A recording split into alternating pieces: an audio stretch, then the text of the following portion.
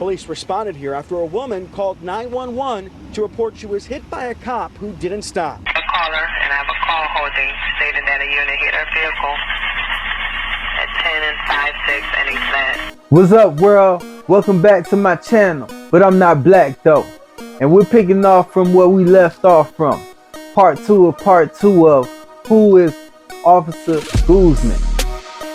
And if you haven't already, before we move on, please like, share, subscribe, and comment for more content.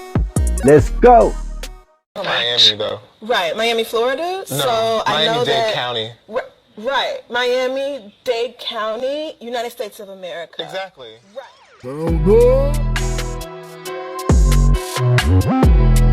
Hold on. Hospitalized after a shooting in the Miami's Overtown neighborhood. Police say they found a man who was suffering from gunshot wounds in the area of Northwest 18th Street and 2nd Court. Oh shit, they done pissed them off.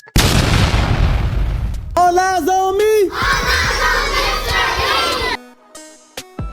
And we're back. You could have been anywhere in the world, but you're here with me. Now, thank you for that. Now, let's pick up where we left off from. Officer Guzman. An officer that seemed to be above the law. That's reckless. That would hit your car and tell you to go fudge yourself. That's what type of guy he is. What? Is it an update? Oh, I'm getting an update that we got extra footage with Officer Guzman doing what? Oh, you can't be serious. All right, I guess we got to go back to the E-files.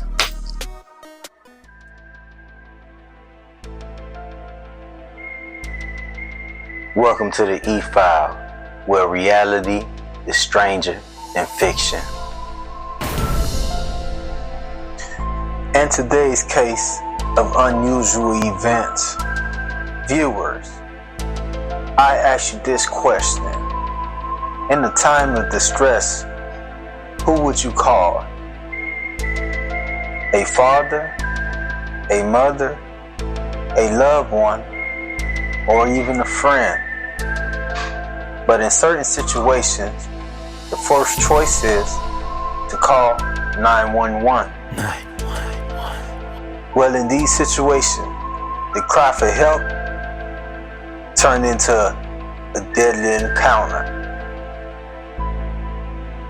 Airman Roger Forson was gunned down after answering his door, greeted by Okaloosa deputy officer who was responding to a domestic dispute phone call made by Forston's neighbor.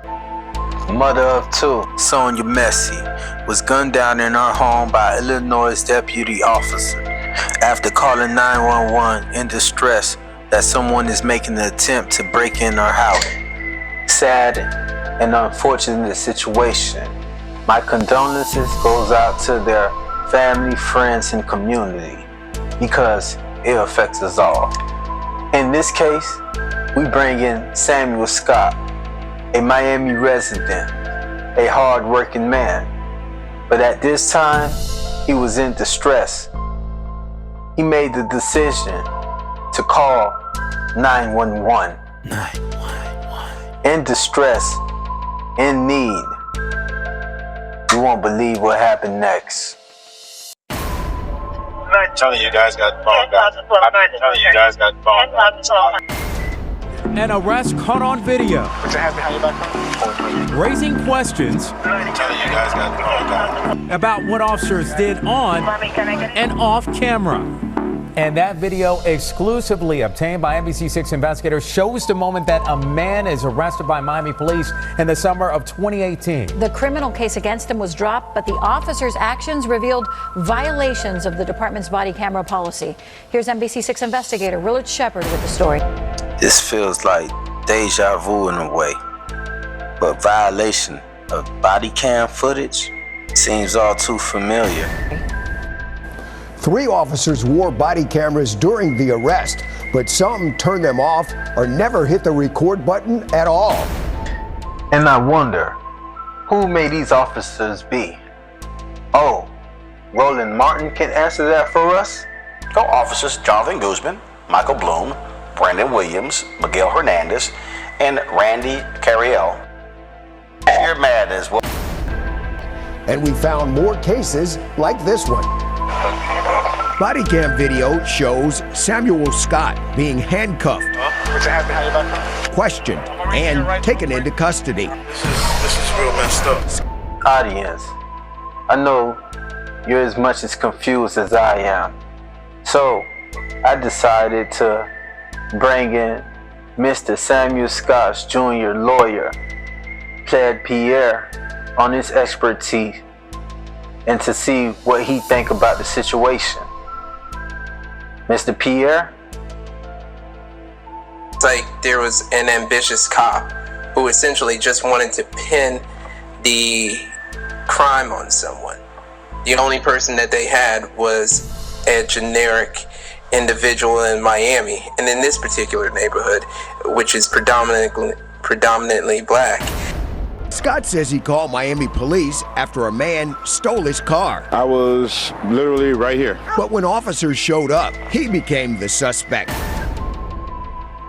The dude whose car was stolen calls the cops to report his car was stolen, and they put him in handcuffs. Why? Okay, I'm real confused. Roland, that's the same thing that I'm trying to figure out as well. Mr. Pierre, can you give us your input? Sometimes real life is stranger than fiction. That's the same thing I've been saying. Don't know how, but they said I was the one who did it. Police say Scott hit another vehicle, fled the scene, and filed a false police report claiming his car was stolen. I'm confused. Is this a scene Okay, from I'm Reno real 911 confused. or South Park? I'm real hit confused. another vehicle, fled the scene, and then Okay, filed a I'm real police report? confused. Is it more stuff to it? And in this situation, they kind of did more than just figure it out. They actually made stuff up along the way. And even though it was inconsistent with reality, but that was the whole fantasy. I mean, they not only said that he stole his own car, they said he was carrying he was basically in possession of a gun that was 2 miles away. They said he had possession of marijuana, which till this day we still don't know where that came from. That's a fantasy in itself. So oftentimes when I do these cases, the police officers attempt to write down what has just recently occurred, and then they stick through it. I mean, they stick to the arrest affidavit up until the lawsuit. And even though it doesn't make any sense, and in this case, it didn't make sense at the beginning, but they usually have an ability to kind of like make it make sense. But in this situation, as you've eloquently pointed out, you can't make this make sense. Okay. Hollywood would have thought this was a little bit too much. But imagine if Mr. Scott couldn't prove himself. He would have been facing some time. Officer Jonathan Guzman can be heard on camera telling Scott why he was arresting him. The description of the guy that took off from your car is just like yours. Okay, I'm real confused. But here's the problem. There's no car on the scene, right? Yep. So the person who called him, he's in handcuffs. So what logic would the person who stole the car be the same one to call the cops? Like, why was he put in handcuffs in the first place? Of the guy that took off from your car is just like yours. This is cringing to watch. But that's half Miami, bald-headed with a beard. But that's half Miami, bald-headed with a beard. Could have been anyone. As the complaint and the lawsuit states, essentially, they had to dig under his shirt to figure out if He even matched the person that they initially identified who was running away. Police start with the presumption of guilt when it comes to a black man, particularly a big black man. Big black men do not get the presumption of innocence. Prosecutors dropped the charges against Scott. Then he filed a complaint, saying an officer took his cell phone and wallet, both seen on Guzman's body cam. Okay, I'm real confused. And again, if we're gonna go through logic, there is none. I mean, that's the whole gist of the lawsuit, is the fact that Mr. Scott called for assistance, but ended up becoming the victim. I mean, becoming the perpetrator when he was in fact the victim. So, Mr. Martin, I wish I could explain what makes someone arrest the person who actually reports his vehicle stolen, but I can't. All those in favor? Aye. The Miami Civilian Investigative Panel sustained allegations against Guzman for neglect of duty. We can clearly see the officer having the items in his hand. He obviously confiscated it from the community member. As we witnessed Officer Guzman with Mr. Scott's belongings. Department's Internal Affairs didn't get a sworn statement from Scott on the missing items and didn't move forward with the investigation. Okay, I'm real confused. And it's unclear where Guzman placed the items after, because he reached his camera and turned it off for several minutes. You're mad. Understanding that the officer turned off his body cam more than once as a part of all this. Y'all, that's true. Once the body camera is turned on, it needs to remain on throughout the whole duration of the interaction. And if it does turn off for whatever reason, it has to be stated why it's being turned off. Guzman was one of 3 officers wearing body cameras, but Internal Affairs found they didn't follow the department's body cam policy. Guzman's camera shuts off at least 3 times. Not once, but 3 times. But he doesn't explain why. And according to this IA report, Officer Randy Carell, seen here and here, didn't capture this interaction with Scott, while Officer Brandon Williams never activated his camera. I'm not on scene, so I can't tell you why these mistakes are happening. You shouldn't have the ability to turn off your body camera, because we saw what happened in other jurisdictions where things have gone haywire. Matt Reyes with the Miami Police Union acknowledges it doesn't look good. There's that unfortunate air of suspicion. Do I think that that's what happened? What people are suspecting? No, it's not what happened. Those guys are all good guys, great cops. Are all good guys, great cops. Are all good guys, great cops. Matt Reyes, are you sure that these officers are good guys and great cops? Would you bet your last dollar on it? Or even your life? Viewers, Mr. Pierre will now inform you how these good guys, great cops, handled this investigation. One of the things that they had Mr. Scott do was write a witness affidavit form or a statement basically saying, I'm reporting my vehicle stolen. So they knew he did that at the inception. But for whatever reason, that's what was the basis for the false reporting of a crime, because they were saying, of course not. Your car wasn't stolen. You stole the vehicle. Okay, I'm real confused.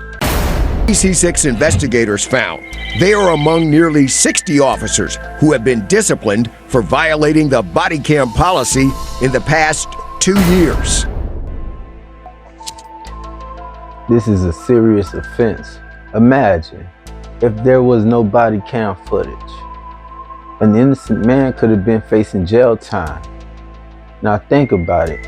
How about the shoe was on the other foot and it was you?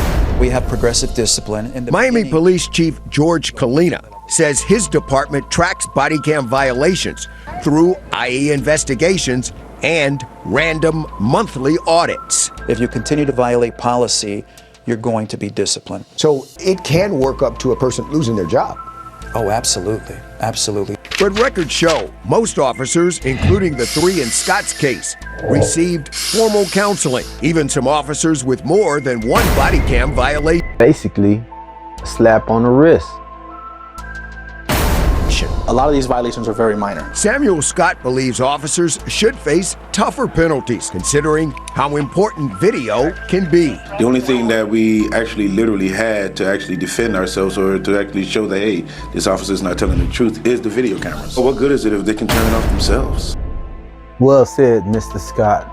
It makes perfect sense.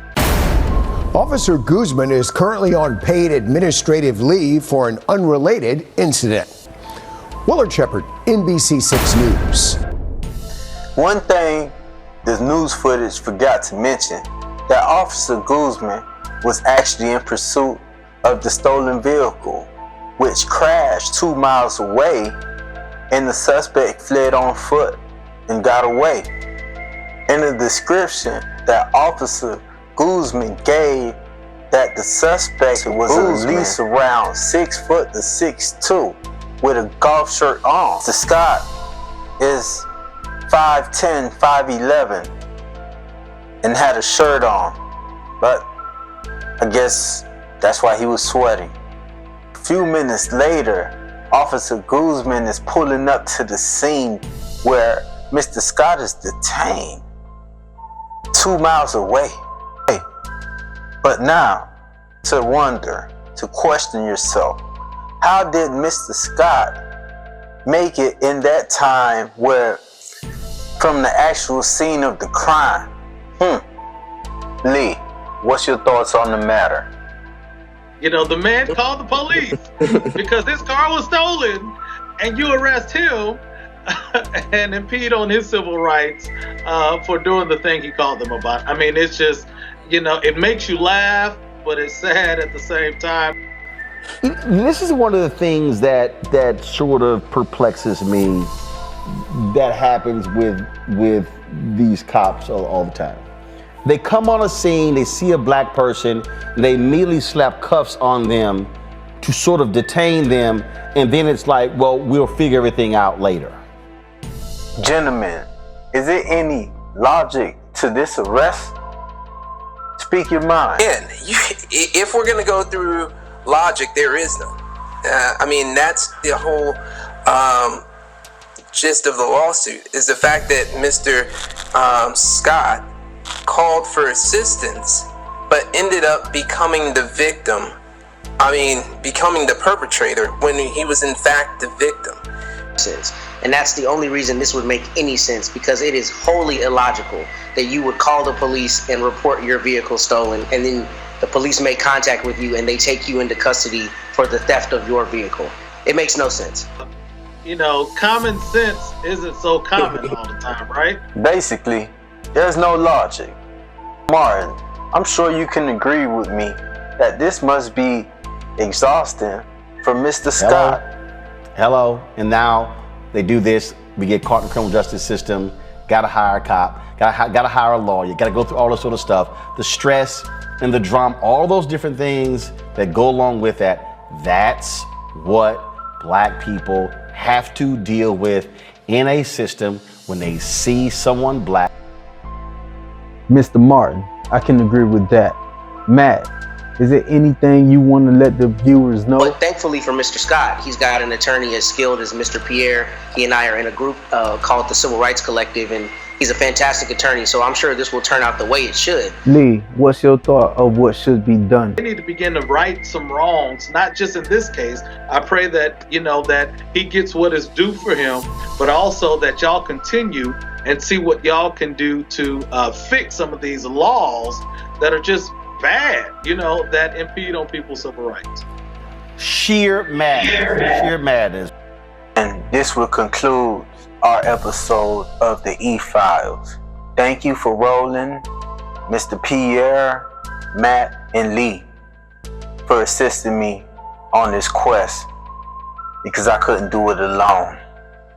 I almost was in a coma. I lost so much brain cells. To my viewers for making it this far, Godspeed and have a good night. Till next time. Didn't I tell you this story was going to get crazy? But if you haven't already, please like, share, subscribe, and comment for more content.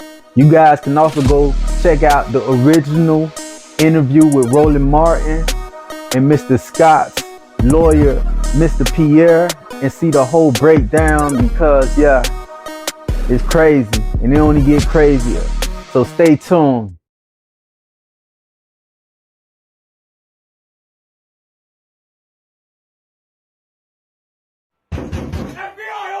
But I'm not black though. Biatch!